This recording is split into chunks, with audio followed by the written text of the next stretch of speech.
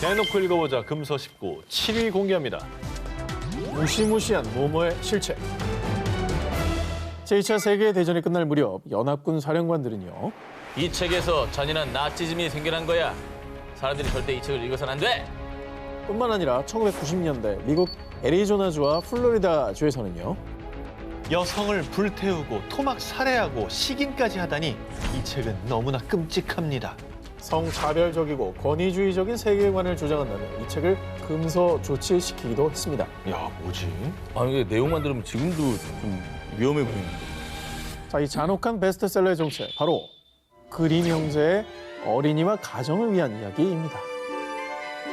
1812년 그림 형제가 독일 각 지방에서 수집한 민담을 책으로 엮은 민담집으로요.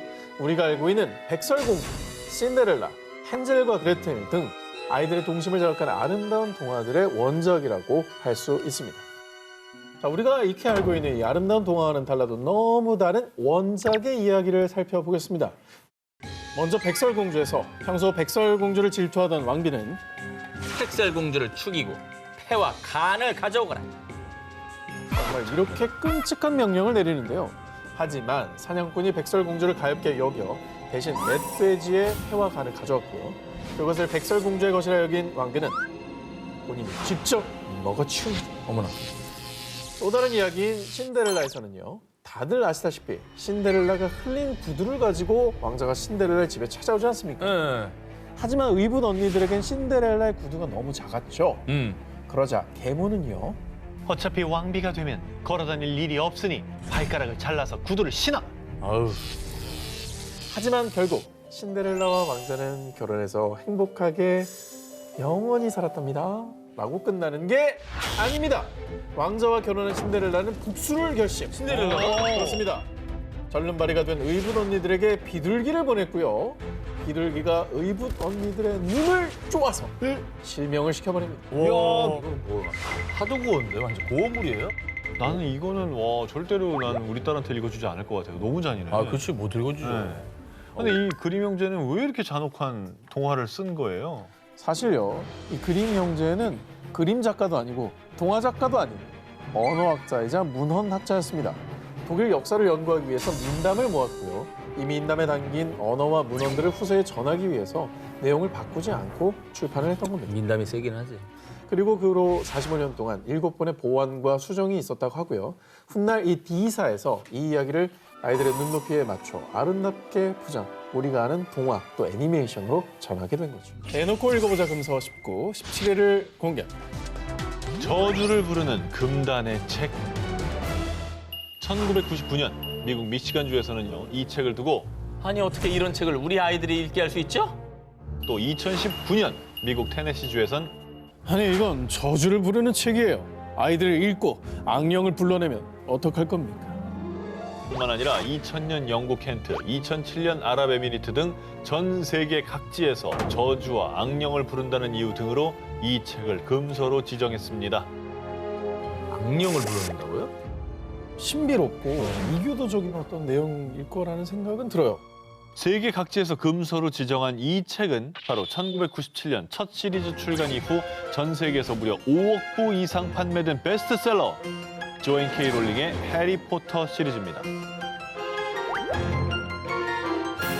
영화로도 제작되며 전 세계인들의 사랑을 받은 해리포터 시리즈. 그런데 출판 직후부터 논란에 휩싸이며 금서 요청이 쏟아졌습니다. 그 이유는 일부 종교학교의 학부모들은 해리포터 속의 마법을 다루는 마법사와 마녀가 아이들을 현혹할 뿐 아니라 마법과 주술에 심취하고 악마를 숭상할 수 있다며 항의했던 건데요.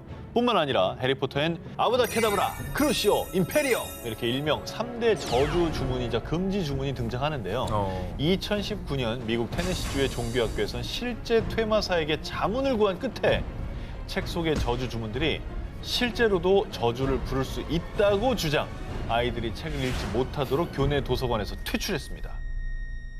아, 부모 마음은 알겠는데 저게 너무 좀 검증도 안 된 얘기잖아요. 사실. 이건 조금 너무 심하지 않나는 생각이 들어요. 그렇다면 SF 이런 거 다 보여주지 말아야지. 정말 아이러니하게도 세계적인 베스트셀러 해리포터 시리즈는요. 미국 도서관협회에서 가장 많은 금서 요청을 받은 책으로 선정. 2016년에 미국 시사주간지가 금서주간에 발표한 역대 대표 금서 10권에 선정되기도 했습니다. 작가 마음이 좀 어땠을까요? 저렇게 공들여 쓴 책인데 이렇게 금서 요청이 저렇게 많으면. 해리포터 시리즈의 작가 조앤 K 롤링은요. 네.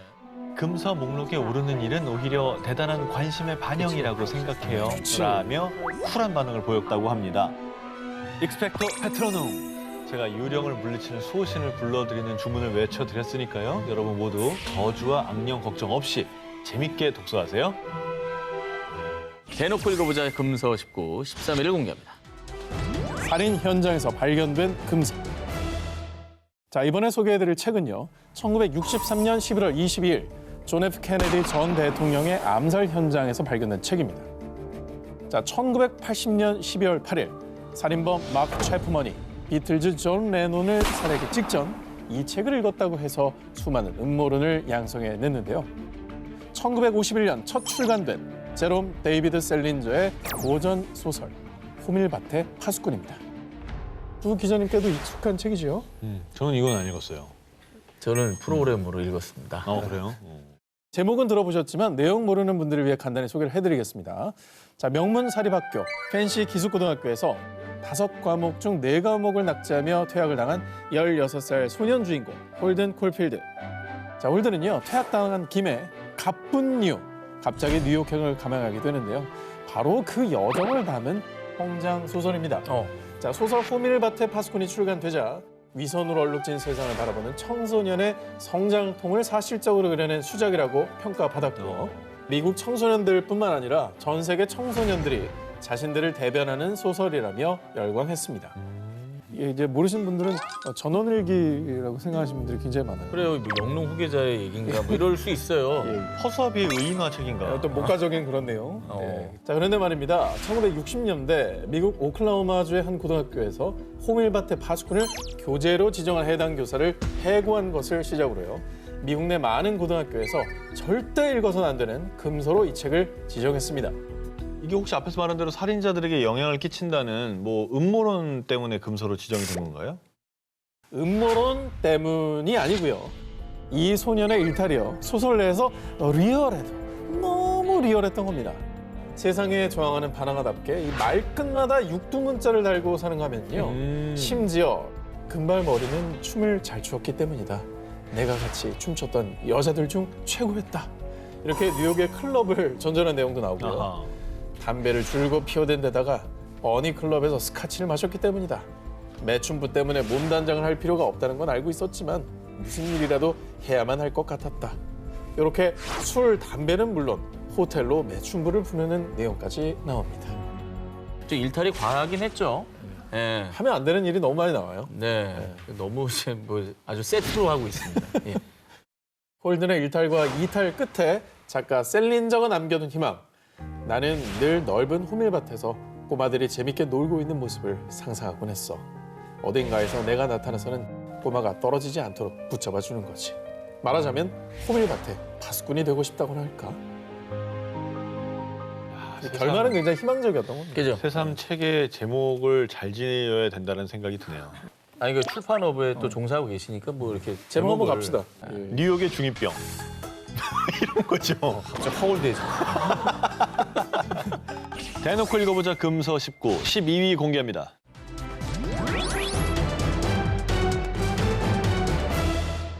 이번 특종은요. 미국 문단에서 아직도 논쟁이 계속되고 있는 책입니다. 아직도라고? 그렇습니다. 지금도? 지금도. 무슨 내용이길래? 자, 이 책을 각각 다르게 해석한 양측의 주장은 이렇습니다. 개인주의가 팽배한 요즘 시대엔 드물게 베푸는 기쁨과 진실한 사랑을 느낄 수 있는 책이에요. 아 무슨 소리입니까? 이 책은 성차별을 조장하고 맹목적인 모성애를 강요하는 시대 최고적인 책이라고요. 자, 이렇게 양측이 첨예하게 대립하며 금서 논쟁 중인 책의 정체. 바로 쉘 실버스타인이 쓴 그림동화 아낌없이 주는 나무입니다. 아낌없이 주는 나무는 소년을 위해 자신의 열매, 가지, 밑동까지 내어주는 한남의 헌신적인 사랑을 그리고 있는데요. 국내에서는 권장 도서로서 또 많은 어린이들이 읽고 있습니다. 그런데 1988년 미국에서는 성차별 도서로 분류, 콜로라도 도서관의 금지 도서 목록에 올랐습니다. 그 이유가 대체 무엇이냐? 자, 책 내용을 살펴보겠습니다. She is likewise happy to give him her branches and later her trunk. But then time passes and the boy forgets about her. 나무를 허라 그랬구나. 자, 이렇게 영어로 쓰인 원작에서는 이 나무를 she, 이 그녀라는 뜻의 여성형 대명사로 표기했는데요. 그러네. 이 일각에서는 소설 속의 나무를 엄마, 소녀를 아들로 해석한 게 많았고요. 여성인 나무에게 무조건적인 사랑과 이타적인 기부를 요구한다는 이유로 금서 조치를 내린 겁니다. 이 책이 출판된 것은 1964년, 하지만 금서로 지정된 것은 20년도 더 지난 1988년인데요. 자, 왜 그때서야 논란이 되었느냐? 자, 미국에서는 7, 80년대 여성의 권리와 이익을 추구하는 여성운동이 절정을 이뤘습니다. 자, 사람들의 의식에도 많은 변화가 생기면서 뒤늦게 아낌없이 주는 나무에 대해서도 새롭게 인식을 하고 해석하게 된 겁니다. 하지만 미국 문단에서 여전히 아낌없이 주는 나무에 대한 논쟁이 끊이질 않고 있고요. 아동도서에 좋아하는 목록과 가장 선호하지 않는 목록, 이 모두에서 높은 순위를 차지하고 있다고 합니다. 대단하다. 대놓고 읽어보자 금서 19 4위 공개입니다. 조선시대 화형에 처해진 금서. 1996년 국내 모 대학교의 이복규 국어국문학과 교수는요.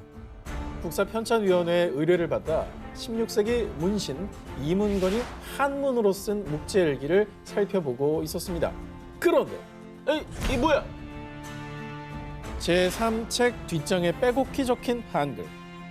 이것은 조선 두 번째 한문 소설이자 한글로 번역된 첫 번째 소설 설공찬전 국문필사본의 발견이었습니다.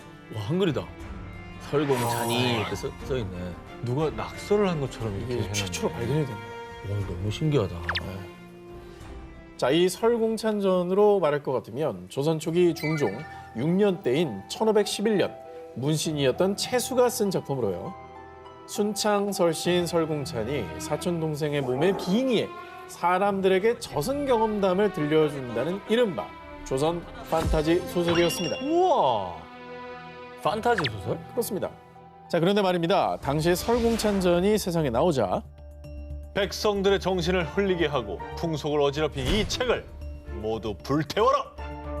심지어 요서 은장률, 즉 요망한 내용이 담긴 책을 숨긴 자는 단죄로 다스리겠다라고 공표했습니다. 야. 특히 조선왕조실록 중종실록에 설공찬전의 주인공 설공찬이란 단어가 모두 6번 등장한다고 하는데요. 설공찬전을 소각하다 같은 부정적인 내용뿐이라고 합니다. 근데 왜 금서로 지정이 된 거죠? 유교를 근간으로 삼는 조선에서 저승을 소재로 불교의 윤회를 다루고 있어 집권 세력의 심기를 건드렸고요. 무엇보다 결정적으로 이 대목. 이승에서 왕이었어도 주전충처럼 반역해서 집권하면 지옥으로 떨어진다. 자, 여러분, 중종이 어떤 왕입니까? 반역한 왕이죠. 반정. 그렇습니다. 중종 반정을 일으켜 연산군을 몰아내고 왕의 자리를 꿰찬 인물 아니겠습니까? 그런데 이 주전충이라는 인물에 빗대서 반역으로 집권한 왕을 비난했으니 이건 지금의 왕을 능멸한 거나 다름없었던 것이죠. 근데 이제 그 부분을 저렇게 직접적으로 강타한 책이었던 거네요. 중종 입장에서는 심기 불편했겠어요. 뭐 그럴 수밖에 없죠. 그래서 당시 모두 화형에 처해졌던 설공찬전이지만요. 그러나 이 보지 말라고 하면 어떻게든 보고 싶은 게 아유, 사람 심리 아니겠습니까? 당시 이문건이 일기장에 은밀하게 한글로 옮겨 적어뒀던 설공찬전이 약 480년이 지난 뒤에 이렇게 발견이 됐던 겁니다. 비록 조선시대에 모두 불태워져야 했던 금서 설공찬전. 그러나 당시 민중들에게는 재미와 교훈을 남겼고 또 지금 우리에게는 최초의 한글 소설 홍길동전 이전에 한글로 번역된 소설이 존재했다는 걸 증명하며 대한민국 국문 소설사에 큰 의미를 갖는 작품입니다. 자, 대놓고 읽어보자 금서 19 3위를 공개합니다. 미국 역사상 최초이자 마지막으로 기록된 내전인 남북전쟁. 그런데 말입니다. 이 잔혹한 전쟁이 발발한 배경에는 책 한 권이 있었습니다. 책 때문에 전쟁이 일어났다고요? 미국 전쟁의 도화선이 된 금서의 정체는 톰 아저씨의 오두막입니다. 톰 아저씨의 오두막 저자인 해리엇 비처 스토우는요, 1850년 미국 오하이오주 신시내티에 거주하고 있었는데요. 그런데 숨으면 못 찾을 줄 알고. 너 맞아야 정신 차리지. 예이! 매일 흑인 노예들이 짐승보다 못한 취급을 받으며 피투성이가 되도록 학대당하는 참혹한 광경을 목격한 당시 미국은 산업화가 발달한 북쪽은 노예제가 금지된 반면 대농장을 소유한 남쪽은 노예제를 허용, 남북이 노예제 찬반으로 첨예하게 대립하는 상황이었는데요. 그런데 남부의 지주들이 북부로 도망친 노예를 잡기 위해 북부를 피로 물들이며 들쑤시고 있던 겁니다. 스토우는 선량한 흑인 노예와 포악한 백인을 대조, 노예 제도의 잔혹함을 낱낱이 폭로했는데요. 소설 속 레글리라는 백인은 톰이라는 흑인 노예에게요. 이 채찍으로 저 게으름뱅이 껌둥이를 세게 쳐야 돼. 다른 흑인 노예를 구타하도록 비인륜적인 강요를 했고요. 급기야 톰이 사망에 이르자 그의 죽음을 슬퍼하는 다른 백인에게요. 고작 껌둥이 하나 죽었는데 그게 울 일이야? 그렇게 노예의 주인인 레글리는 지독한 악질로 그렸습니다. 1853년 이 작품이 출간되자 노예제가 허용된 남부 지역 사람들은 대격분. 이건 다 거짓이야. 우리를 악마처럼 그리다니 용서 못해. 일부 주에서는 톰 아저씨의 오두막 책을 금서로 지정, 공개적으로 소각했고요. 그녀를 가차없이 비난했습니다. 오늘 금서들 특징이 이게 허구라고 욕하는 게 아니에요. 오히려 진실을 파헤치니까 이걸 금서로 하는 이게 거예요. 뜨끔한 거지만. 네. 허구면 욕 안 반대 해요. 입장에서. 백폭이니까 지금 저러는 거잖아요. 다 하나같이. 노예제의 실상을 파헤친 톰 아저씨의 오두막은 미국 북부에서만 300만 부 이상을 판매, 선풍적인 인기를 끌며 노예제 폐지에 대한 관심을 높였고요. 1863년 당시 미 대통령이었던 링컨이 드디어 노예 해방을 선언. 이후 남북전쟁도 남군의 패배로 종전하며 미국에서 노예제가 완전히 폐지됐습니다.